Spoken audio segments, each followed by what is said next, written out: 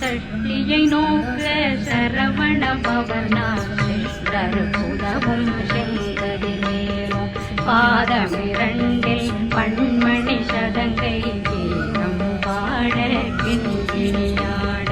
சஷ்டியை நோக்க சரவண பவனார் சிஷ்டர் புதவும் செங்கதி மேலும் பாதமிரண்டில் பண்மணி சதங்கை கீதம் பாட கிண்கிணியாட மைய நடனம் செய்யும் மயில் வாதனார் கையில் வேளாதனை காக்க வேண்டும்